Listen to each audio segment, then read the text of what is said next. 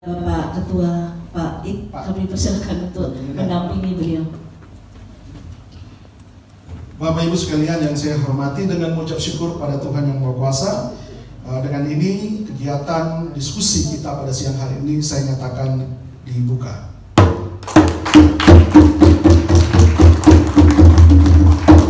Sekian, terima kasih, Tuhan memberkati kita siang.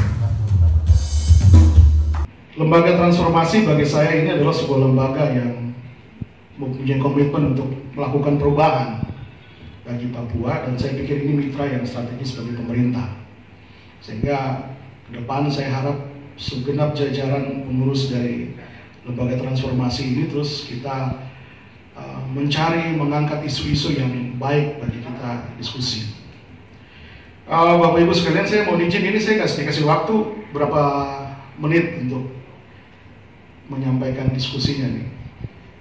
Mungkin 15 menit, 20 menit ya. Nanti kita akan lebih banyak diskusi. Mohon izin Pak Moderator ya. Betul. Oke. 15 menit sebenarnya, tapi bisa sampai 20 menit. Oh iya.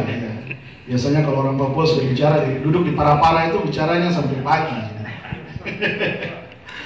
Baik Bapak Ibu sekalian, berkaitan dengan tema diskusi kita pada siang hari ini yang saya anggap sangat menarik sekali, olahraga dan budaya. Saya kebetulan baru menyelami masalah olahraga ini kurang lebih 1 tahun, dan saya bersyukur sekali sama Tuhan karena ketika Tuhan mengizinkan saya ada di Dinas Olahraga dan Pemuda ini, saya banyak belajar sekali. Dan sebenarnya inilah yang dikatakan deposit ataupun kekayaan orang asli Papua sebenarnya itu ada di olahraga dan budaya. Ini yang saya mau sampaikan kepada Bapak Ibu. Pertama kita harus bersyukur bahwa kita terlahir dari rahim ibu orang asli Papua atau bapak orang asli Papua. Itu kita punya talenta yang Tuhan kasih ini luar biasa, Bapak Ibu. Ini saya belum masuk ke kita punya materi ya, tetapi saya mau bicara filosofi sedikit dulu. Kita di tanah Papua ya, itu ada 7 wilayah adat. Di Papua sendiri ada 5 wilayah adat. Bapak Ibu bisa bayangkan, masing-masing wilayah adat ini punya karakteristik sendiri, ya, yang tidak bisa dimiliki oleh, mohon maaf, mungkin saudara-saudara kita yang lain di Nusantara yang lain, ya. Karena contoh kita di wilayah Saireri, Bapak Ibu bisa melihat saja dari track recordnya, wilayah Saireri ini dulu melahirkan, mohon maaf kalau dari tempat saudara saya Pak Nobo ini, kalau kita bicara atletik ya, atlet-atlet yang sprint jarak pendek itu semuanya pasti dari Yapen. Sadar tidak sadar itu karakter, talenta yang Tuhan sudah kasih. Kita bicara sepak bola, pasti anak-anak dari wilayah, mohon maaf, dari Biak, Saireri, ini banyak. Karena itu sudah talenta yang Tuhan kasih. Sekarang ini kita bicara dalam Mepago, Lapago, luar biasa lagi talenta yang Tuhan kasih. Dan inilah yang namanya kebangkitan yang sebenarnya. Karena kalau kita mau bicara yang barang lain, tidak usah jauh-jauh, kita bicara ekonomi, kita bicara politik apalagi. Orang Papua susah ada di situ. Saya mau kasih tahu Bapak Ibu. Kita mau paksa orang Papua untuk berwira swasta, kompetitornya tuh banyak, iya kan? Tapi kalau hari ini kita bicara olahraga, orang Papua pasti nomor 1. Karena itu sudah ada dari dulu. Kita ingat saja toh, dulu mungkin saudara-saudara kita mengenal Papua ini hanya dengan Persipura saja, iya kan? Itu yang dong bilang Persipura itu dia bisa mengangkat harkat, iya, Mutiara Hitam mengangkat harkat dan martabat kita orang Papua. Jadi sebenarnya kalau Bapak Ibu renungkan, hari ini yang Tuhan limpahkan berkat buat kita orang Papua dengan memberikan talenta yang luar biasa, itu adalah karakteristik fisik yang berbeda. Iya toh? Banyak atlet-atlet yang ada. Kendalanya dulu apa? Kita kenapa tidak bisa berkembang? 1, kita tidak punya manajemen yang baik. Yang kedua, kita tidak punya fasilitas. Tapi hari ini saya mau kasih tahu, Fasilitas terbaik di dunia ada di Papua. Mungkin saya perkenalkan diri sedikit. Nama saya sudah tadi disebutkan Roy Wahyoi. Jabatan saya saat ini kalau di pemerintahan itu Kepala Kantor Pertanahan Kabupaten Tuban di Jawa Timur. Kebetulan perjalanan dinas ke sini saya langsung ikuti acara yang hari ini. Jadi saya berbicara khusus saja seputar peran Lembaga Transformasi Papua untuk pengembangan olahraga dan seni budaya dalam rangka kemajuan generasi muda Papua ke depan. Itu yang kita bicara. Latar belakang saya karena di bidang pertanahan, jadi tadi waktu diberitahu, bukan tadi kemarin diberitahu, saya kaget bicara apa nih? Olahraga, seni budaya dan tanah. Tapi hari ini saya akan berbicara tentang bagaimana Lembaga Transformasi Papua mendorong, menginisiasi, mengapresiasi apa yang tadi sudah disampaikan oleh Pak Pelaksana Tugas Kepala Dinas Pemuda dan Olahraga. Itu yang menjadi inti sebenarnya kami mau sampaikan, bahwa olahraga seni budaya itu merupakan satu kekuatan dasar orang Papua untuk maju. Kita punya kekuatan yang selama ini kita tidak serius untuk urus, dan hari ini Pak Kepala Dinas dan pemerintah Provinsi Papua serius untuk urus. Mari kita dukung sama-sama untuk itu. Kita sibuk dengan urusan yang lain, padahal yang menjadi talenta dasar yang tadi beliau sampaikan saya catat. Talenta yang dibawa sejak lahir, yang ada di dalam hidup orang Papua dari 7 wilayah adat ini, karakteristik macam-macam. Itu kita tidak fokus untuk teliti dan dikembangkan. Hari ini Pak Kepala Dinas berbicara, saya sendiri baru bisa memahami. Dan saya juga tadi tulis dulu, karena kalau cerita tanah mungkin saya bisa cerita banyak. Karena ini persoalan olahraga, saya harus mendengar dari para pakarnya dulu, karena saya bisa berbicara. Jadi satu kebanggaan bagi kami bahwa harus berbicara talenta olahraga, seni budaya itu milik ciri khusus daripada orang Papua. Kita disampaikan, kita di sehari-hari ya berenang, atletik, main bola. Di daerah-daerah selatan mungkin pemain basket dan pemain voli. Saya dulu di Timika itu saya tugas sebelah kantor di sana, ada 4 tahun itu. Saya melihat postur orang-orang Timika, orang Timika asli. Itu kan mereka model itu kayak apa, pensil, kayak jarum begitu lurus-lurus. Itu tinggi-tinggi, bahwa secara alami mereka punya postur itu memenuhi syarat untuk seorang atlet. Kita tidak lirik mengembangkan mereka. Siapa atlet dari Mimika yang hebat hari ini? Kita tidak lihat potensi itu. Nah, hari ini ada pembangunan venue di sana. Saya sangat berterima kasih dengan pemerintah karena sudah ada venue. Tinggal kita dorong. Lembaga Transformasi Papua punya tanggung jawab moral untuk memberikan informasi, komunikasi kepada seluruh generasi muda Papua. Untuk sama-sama kita dorong, kita punya talenta ini. Anak-anak muda Papua, generasi muda Papua, kita bangkitkan lewat olahraga, seni dan budaya. Nah, ini yang bisa mengangkat harkat dan martabat dari sebuah bangsa. Nah, jadi diceritakan oleh Pak Kepala Dinas itu aja. Contohnya orang Afro-Amerika yang hari ini hebat-hebat. Dulunya dari mana mereka? Kalau kita melihat sejarah bangsa-bangsa, mereka adalah budak yang dibawa dari Afrika, kemudian dipekerjakan di perkebunan di semenanjung di Karibia, di Amerika Latin, di Amerika sekarang. Status mereka adalah budak. Bagaimana kita lihat? Tapi mereka berusaha mengembangkan talenta yang mereka miliki di bidang olahraga dan di bidang seni budaya. Akhirnya hari ini kita lihat presiden dan wakil presiden itu orang Afro. Jadi mereka tidak tangisi itu keadaan yang terjadi di waktu itu, tapi berusaha membangun talenta yang mereka punya, yang Tuhan sudah kasih. Atletik itu lari 100 meter itu milik orang siapa kalau kita lihat hari ini? Ada Usain Bolt dan teman-teman dari Jamaika. Nah, tinju itu karakternya sudah orang hitam punya, tidak ada lagi yang melewati itu lari 100 meter. Dan tinju itu sudah mereka punya bagian. Jadi talentanya di situ yang Tuhan kasih. Kita kembangkan. Kita hari ini orang Papua pun sama. Talentanya main bola, talentanya atletik. sudah kita kembangkan itu.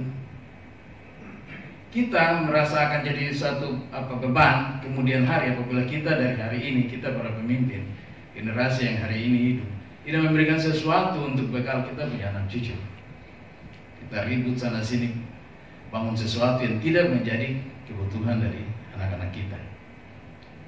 Saya punya anak juga sudah besar, tapi karena tidak ada itu metode dan tidak ada program yang terus menerus untuk membangkitkan semangat anak-anak untuk olahraga, ya sudah, anak-anak cuma main bola lari-lari sebentar sudah kasih tinggal lagi, umur lewat sudah jadi apa-apa. Padahal kalau itu dikembangkan begitu banyak potensi. Kita punya klub cuma satu, Persipura, untuk menampung seluruh talenta yang ada di beberapa kabupaten. Itu kan tidak cukup punya satu klub cuma main paling 20 orang, main di lapangan coba berapa? 11 orang. Masa semua dari setiap kabupaten kan tidak cukup juga. Talenta begitu banyak, tapi fasilitas dan program sedikit, bagaimana mau tampung semua. Nah, dengan kehadiran venue, dengan kehadiran fasilitas program yang ada hari ini, kita harus dorong. Tugas kita di situ, mendorong yang positif untuk anak-anak Papua ini bisa maju dan bisa berkompetisi di tingkat lokal, nasional, dan dunia. Baru saja satu, Boas bermain bola saja sudah luar biasa. Sekarang kita pikir, setelah Boas siapa lagi?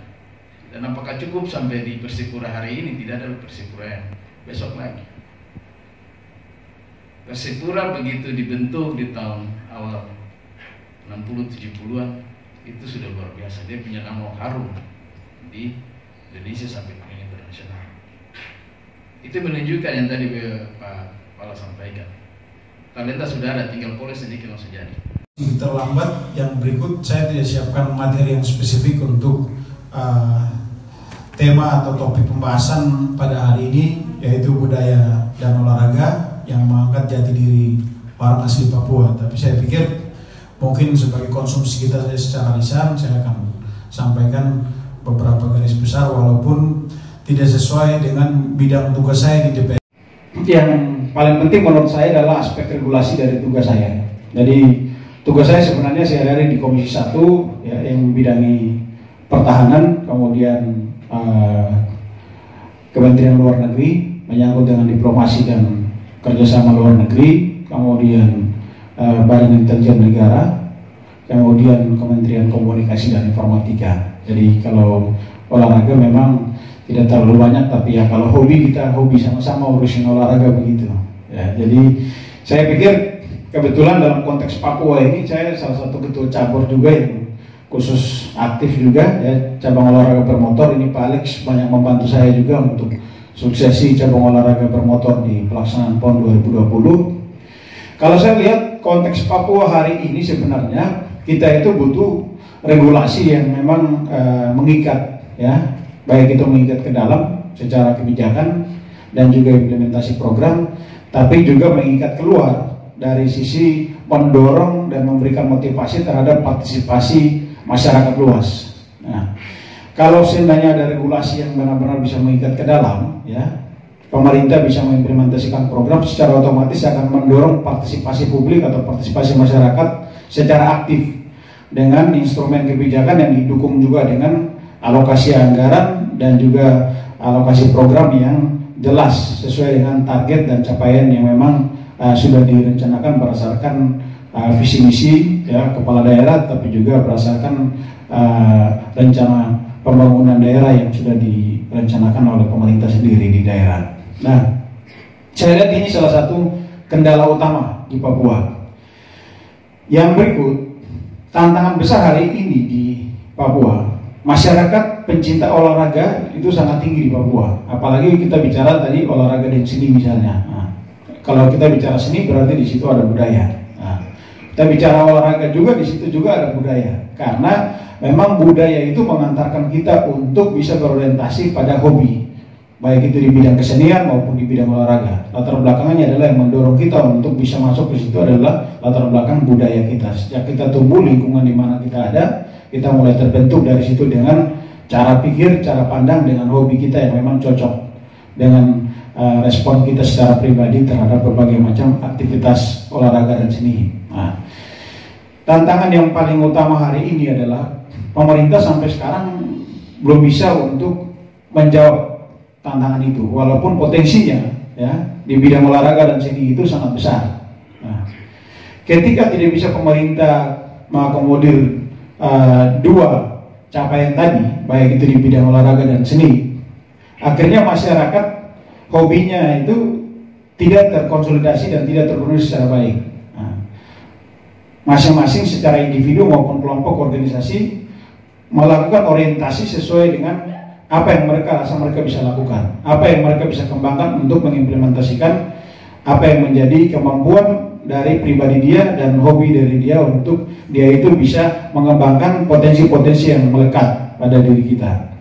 Nah, saya lihat ini yang memang selama ini sangat kurang, sehingga kita butuh, selain butuh legasi, tapi juga kita juga butuh kebijakan dari pimpinan, kemudian konsistensi juga untuk bagaimana bisa membangun di daerah itu, khusus membangun masyarakat, bukan saja aspek pembangunan yang merupakan rutinitas dari pemerintah, tetapi juga harus membangun dari aspek sosial budaya yang harus kita kembangkan berdasarkan potensi-potensi yang ada. Nah, saya lihat bahwa potensi besar kesenian dan olahraga di Papua inilah sebenarnya yang bisa menjadi perekat untuk sesama anak bangsa, sesama anak Papua.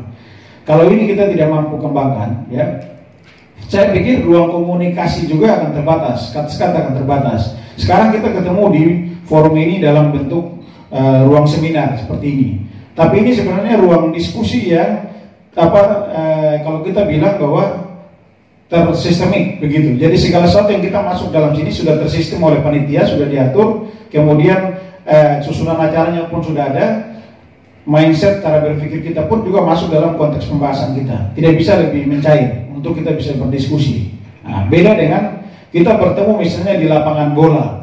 Nah, kita main bola, kita menonton, kita berdiskusi bisa tentang banyak hal yang tidak kita pikirkan pun akan memunculkan inspirasi yang tentunya kita akan berdiskusi, dan itu bisa memberikan banyak motivasi yang bisa kita lakukan, dan kita berinteraksi lebih daripada mungkin taruhlah 500 orang.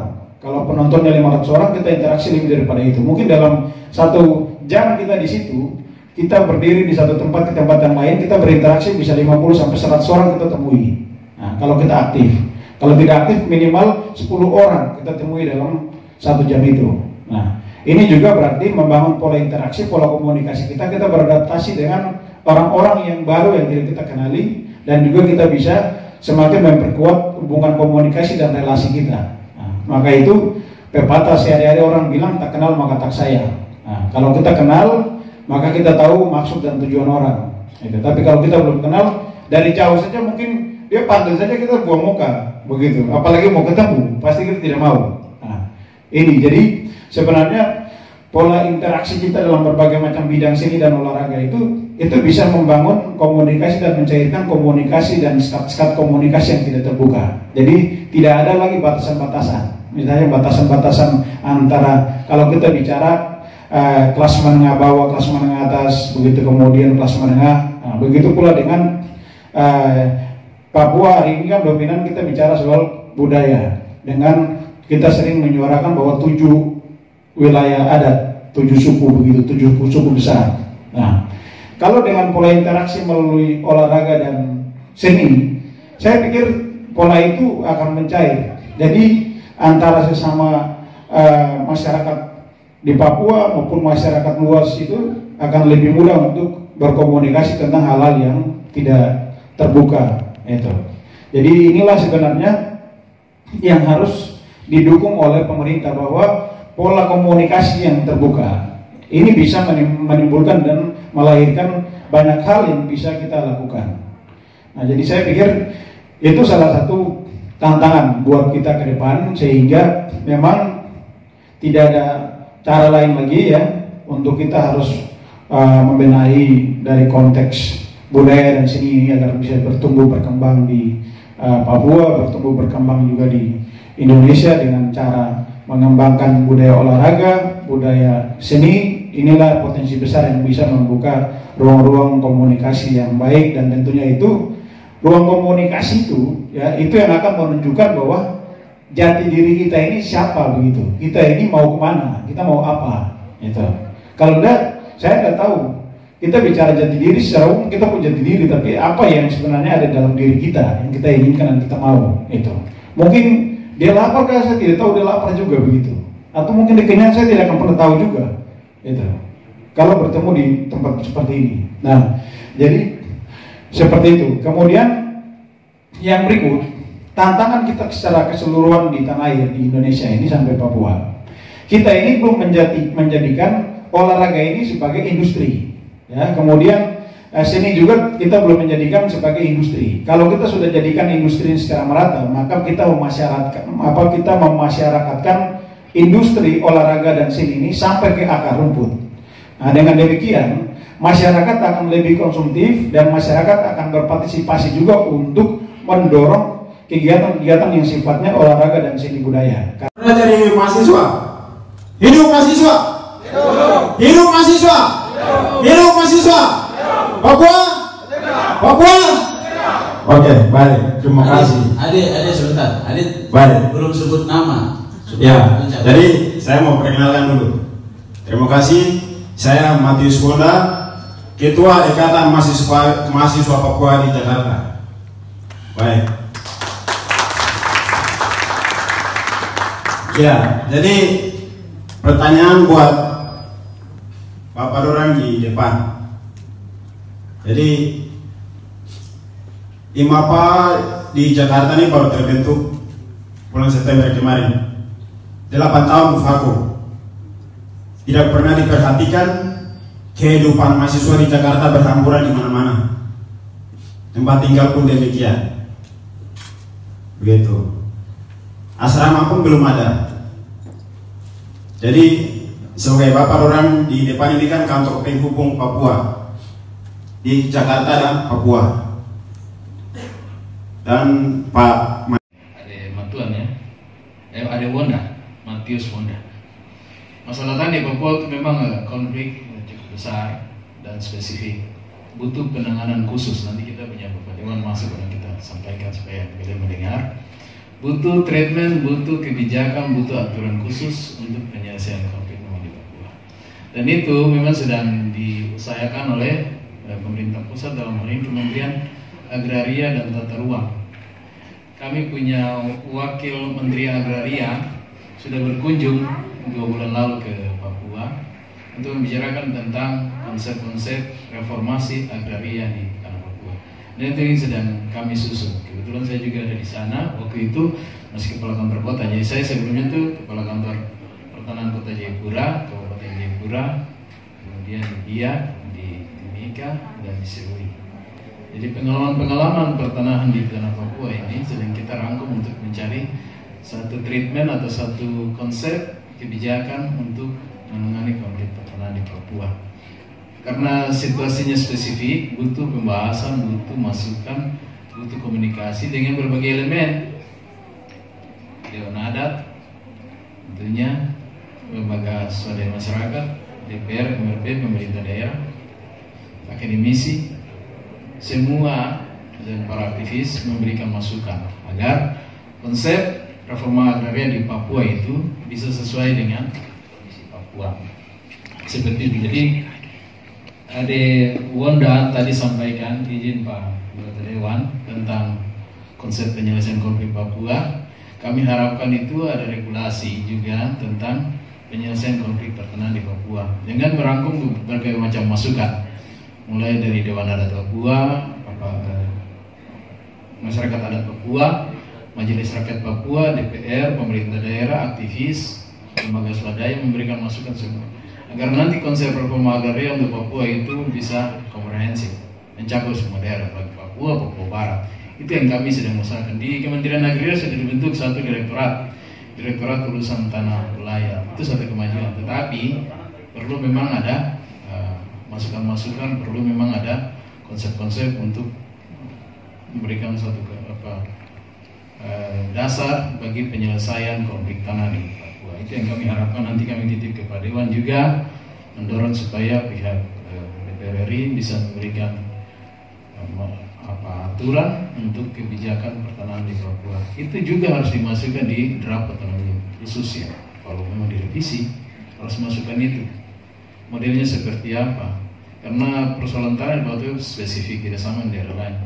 Kita di sana masih ada 7 dewan adat, 5 di Papua, 2 di Papua Barat. Itu pun nanti perlu penelitian lebih jauh untuk pembuktiannya, dan kita perlu pemetaan. Pemetaan itu tidak berjalan sampai hari ini. Pemetaan tanah adat di seluruh tanah Papua. Yang dibicarakan 7 dewan adat itu kan belum ada peta pastinya. Koordinatnya belum dibuat juga, batasannya sebelah mana. Itu harus perlu dukungan dari pemerintah pusat untuk kita mengerjakan. Karena kita lembaga BPN, Kementerian ATR ini kan vertikal, kantor di sini. Kebijakan dibuat tentunya itu harus sinkron antara pusat dan daerah. Dan kebijakan aturan di bidang pertanahan ini kan masih menunduk ke pusat, sehingga perlu ada komunikasi antara daerah dan pusat agar persoalan konflik tanah di Papua itu bisa terselesaikan secara komprehensif. Mungkin seperti begitu. Terima kasih. Papua dan juga sebagai pelaksana tugas Kepala Dinas Pemuda dan Olahraga Provinsi Papua, dan juga kepada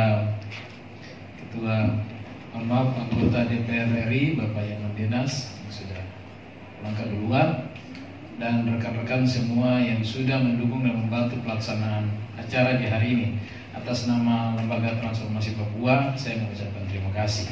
Kiranya apa yang kita bicarakan hari ini tidak sampai di sini, tapi kita akan lanjutkan untuk kemajuan tanah dan juga daerah kita di Papua. Saya rasa kehadiran dari rekan-rekan semua yang sudah hadir memberikan kontribusi masukan, baik ASN, baik adik-adik yang sedang berkuliah, dan juga aktivis atau musisi atau rekan-rekan semua yang ada di seputar Jakarta.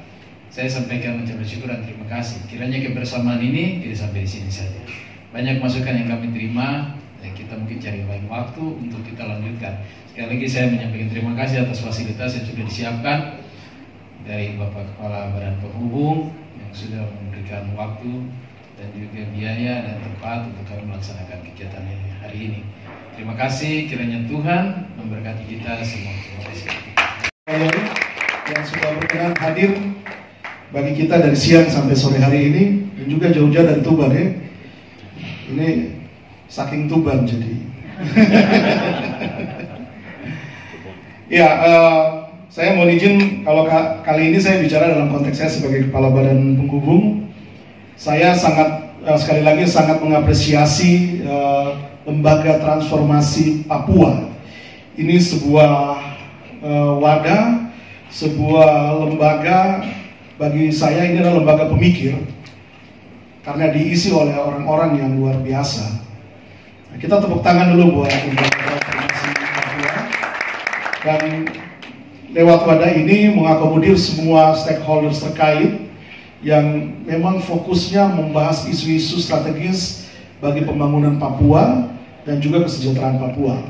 Dan kalau kita dari sisi pemerintah, ini lembaga ini adalah sebuah lembaga yang sangat strategis bagi kami untuk bermitra, sehingga ke depan dalam konteks policy ataupun regulasi, juga pelaksanaan implementasi pembangunan bagi Papua ini memang harus bersinergis ya, dari sisi kebijakan, pembangunan dengan lembaga-lembaga seperti Lembaga Transformasi Papua ini ya. Dan keberadaannya yang di Jakarta ini tentu harus mempunyai warna tersendiri ya, warna tersendiri. Kita harus tampil lebih elegan dan juga lebih profesional dalam setiap kajian-kajian yang dilakukan bagi pembangunan dan pengembangan kesejahteraan buat masyarakat kita di Papua. Dan saya pikir ke depan kami dari Badan Penghubung sudah menemukan mitra yang strategis. Jadi diskusi kita mungkin bukan hanya hari ini saja ya Pak Ketua ya, dan juga Pak Ketua Yoi. Saya pikir Pak Dokter ini kalau sudah ada dengan pengalaman yang beliau miliki sampai bisa menjadi pejabat di Tuban ini kan sebuah prestasi. Dan kita tepuk tangan lagi sekali lagi buat Pak Yoi, dan juga buat teman-teman semua di jajaran pengurus Lembaga Transformasi. Saya menyampaikan apresiasi yang tak terhingga ke depan nanti kita tinggal melihat lagi isu-isu apa yang sifatnya soft untuk kita diskusi ya. Jadi kalau bisa apa yang kita diskusikan, saya tadi melihat sangat produktif sekali ya. Dari awal kita diskusi ada Pak Yan, juga ada Pak Dr. Wayoy. Jadi kiranya apa yang kita butir-butir kesepakatan atau rekomendasi yang kita hasilkan pada saat diskusi ini menjadi rekomendasi bagi kami pemerintah daerah yang mungkin bisa disalurkan lewat badan penghubung. Sehingga saya pikir ini menarik sekali karena keberadaannya yang ada di Jakarta, sehingga apapun kebijakan-kebijakan, terutama kebijakan pemerintah pusat, itu ke depan kita dari representatif pemerintah daerah maupun dari lembaga ini bisa turut andil dalam setiap kebijakan yang diambil oleh pemerintah pusat. Karena kita lihat saja beberapa policy ataupun kebijakan yang dilakukan oleh pemerintah dan pusat terutama, ini kan banyak yang bias. Sehingga dengan adanya lembaga ini, dengan adanya representatif pemerintah daerah di pusat, ini kita bisa mengawal seluruh kebijakan ataupun regulasi yang dikeluarkan oleh pemerintah pusat untuk kita Papua. Mungkin itu sedikit closing statement saya dalam diskusi kita pada sore hari ini. Dan sekali lagi saya atas nama seluruh rekan-rekan dari Badan Penghubung menyampaikan terima kasih banyak buat Bapak Ibu sekalian, adik-adikku, para mahasiswa juga yang sudah hadir. Hidup mahasiswa! Hidup! Hidup mahasiswa! Hidup! Terima kasih, Tuhan memberkati. Kalian luar biasa. Terus menjadi kontrol bagi kita pemerintah. Kita tidak boleh anti kritik ya. Apapun yang disampaikan oleh mahasiswa itu adalah kritik yang membangun. Sepakat ya? Hal apapun yang disampaikan oleh pemerintah itu demi kesejahteraan kita orang asli Papua. Karena suara, mau dikatakan ya dalam konteks elemen mahasiswa ini boleh dikatakan suara kenabian kita orang Papua. Karena mereka tidak punya kepentingan apa-apa toh. Mereka yang selalu teriak buat kita punya orang asli Papua.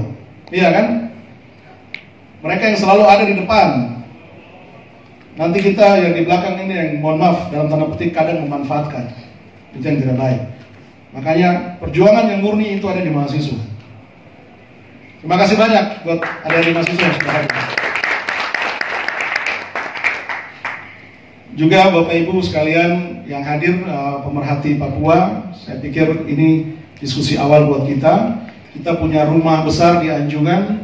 Anytime, kapan setelah pandemi COVID ini, saya mohon maaf juga dengan adanya pandemi COVID-19 ini kita ada pembatasan-pembatasan kegiatan di Anjungan ya. Jadi mungkin ada beberapa kali endorse dari adik-adik mahasiswa atau apa masyarakat itu kita tidak bisa mengakomodir karena memang ada ketentuan yang dikeluarkan oleh pihak Yayasan Taman Mini, sehingga aktivitas untuk berkumpul itu dibatasi.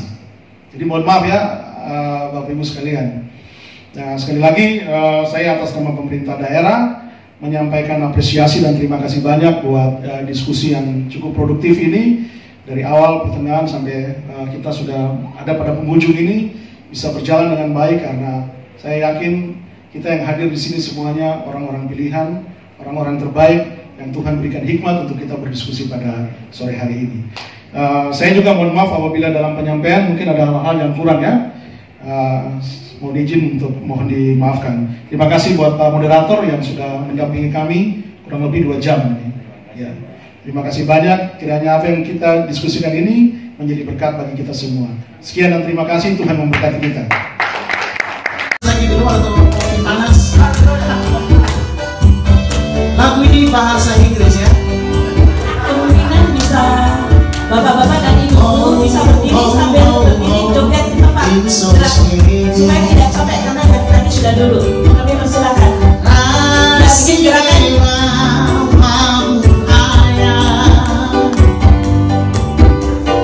Mamu raya, besok ya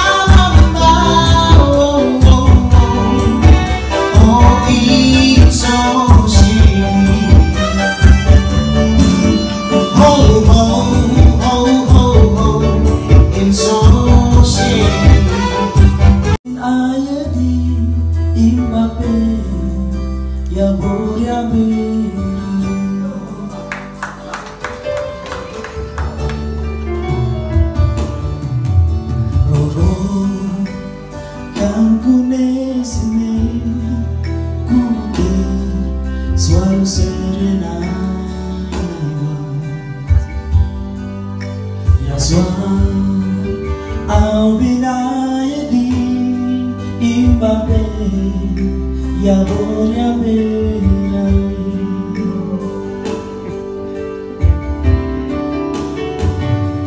binyeri se binyeri wabun faros mambese rasime ya suar alfama imbabe ya boya berari binyeri se binyeri wabu faros mambese yorinsa manseren kion so aurau isof Jumwe kembali go sambewa rirai go kembali dautan apohi soburemo anginanya kembali go sambewa